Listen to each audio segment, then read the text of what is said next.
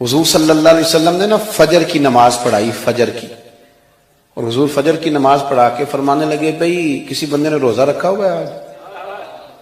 حضرت عمر کہتے ہیں رات کو میرا ارادہ تھا رکھوں، پر سویرے پھر میں نے گرا دیا، نہیں رکھا۔ حضور نے دوسری دفعہ پوچھا بھئی کسی نے روزہ رکھا ہے؟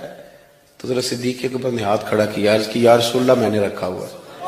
آپ حکم نہ دیتے تو نہ بتاتا، پر روزہ رکھنا بھی آپ نے توجہ دلائی ہے تو حکم بھی آپ کا بتاؤ تو بتا دیا۔ حضرت عمر کہتے ہیں حضور نے فجر کی نماز پڑھائی، فجر کی۔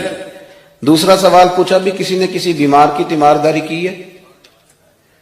تو حضرت عمر کہتے ہیں میں نے فٹافٹ عرض کی یا رسول اللہ ابھی تو نماز فجر پڑھی ہے، تو اب گھر جائیں گے تو تیمارداری کریں گے۔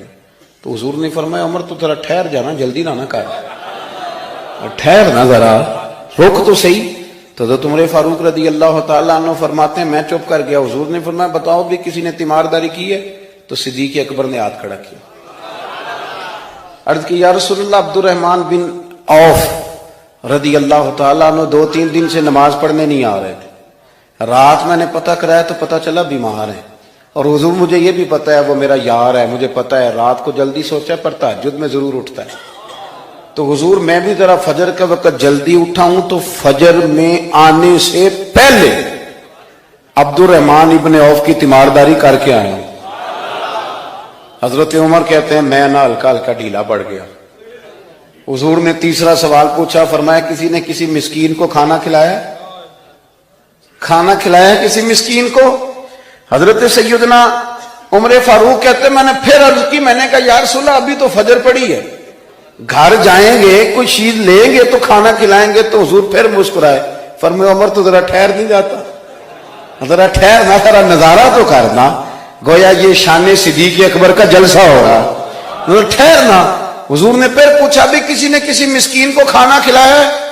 تو حضرت عمر کہتے ہیں لوگ سارے دائیں بائیں دیکھ رہے تھے اور میں چپ کے ابو بکر کو دیکھ رہا تھا، کہ مجھے پتا تھا کہ بولنا اسی نہیں ہے، اور دل میرا کر رہا تھا کہ کہہ دوں دیو جناب جواب، دل میرا کر رہا تھا۔ وہ سمجھ گئے تھے کہ سونا راضی کن کاموں میں ہو، بس یہ نقطہ انہوں نے پا لیا تھا۔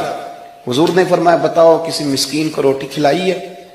تو جناب سیدنا صدیق اکبر نے ہاتھ کھڑا کیا، عرض کی یا رسول اللہ سویرے اٹھا ہوں تو چھوٹا بیٹا بھی اٹھ گیا تھا، اور میرے وضو کرتے سنت پڑھتے ماں سے کہنے لگا بھوک لگ رہی ہے، تو ماں نے 2 روٹیاں بھی پکا دی، تو حضور ایک اس نے کھائی دوسری اس کے ہاتھ میں تھی۔ جب ہم نکلے ہیں نا گھر سے تو دروازے پہ ایک فقیر کھڑا تھا، مسکین کھڑا تھا، کہہ رہا تھا رات سے بھوکا ہوں، کوئی دروازہ کھلنے کا انتظار کر رہا تھا، ابو بکر سب سے پہلے تیرا ہی کھلا ہے۔ تو حضور میں نا اس مسکین کو ایک روٹی کھلا کے آیا ہوں۔ حضرت عمر فاروق کہتے ہیں میں نے گردن جھکا لی، اور میرے رسول کریم نے فرمایا اے اللہ میرے ابو بکر پہ رحم فرما، اللہ میرے ابو بکر۔ وہ سمجھ گئے تھے، مزاج شناست سمجھ آ گئی تھی کہ حضور کن باتوں میں، اور نہ اپنے اوپر وہ سارا کچھ طاری کر لیا تھا انہوں نے، طاری، ان کی ادائیں بالکل ڈھل گئی تھی نبی پاک کی ادائیں۔ 3 دن وہ غار ثور میں رہے تو ہمارے صوفیاء فرماتے ہیں کہ ان پر تجلیاں بھی پڑی محبوب کی معرفت کی۔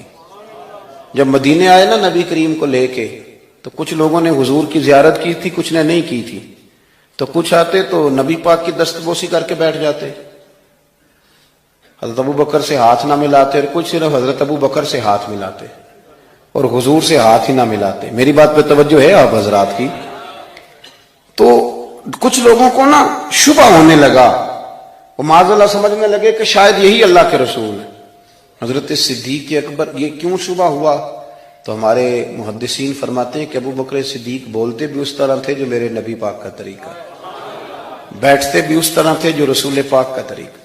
کہتے ہیں انہوں نے امامہ باندھا ہوا تھا تو جو امامے کا پیچ حضور کا ڈھیلا رہ گیا تھا ان کا بھی ڈھیلا رہ گیا تھا، اس طرح اپنے آپ کو مزاج میں ڈھالا تھا، تو من شدی من تو شدم، میں اس طرح ڈھالا تھا مزاج میں، اس طرح کے کوئی فرق ہی نہیں نظر آتا تھا۔ وہ کہتے ہیں جب حضرت ابو بکر صدیق نے دیکھا نا کہ لوگوں کو تو شک ہو رہا ہے، کوئی میرے ساتھ ہاتھ ملا کے بیٹھ جاتے، تو حضرت صدیق اکبر نے کہا کوئی ایسا کام کرنا چاہیے کہ پتہ چلے آقا کون ہے غلام کون ہے۔ اٹھے، کندھوں پہ چادر تھی، وہ اتار کے نا تو حضور پہ سایہ کر دیا، لوگوں کو پتہ چل گیا کہ سایہ کرنے والا کوئی غلام ہے، اور جس پر سایہ کیا جا رہا ہے وہ آقا ہے۔ کیا خوبصورت نقطہ لکھا ہے مفسرین نے شارحین فرماتے ہیں تھوڑی دیر کے لیے، تھوڑی دیر کے لیے، تھوڑی دیر کے لیے حضرت ابوبکر صدیق نے حضور کے سر انور پر اپنی چادر کا سایہ کیا تھا۔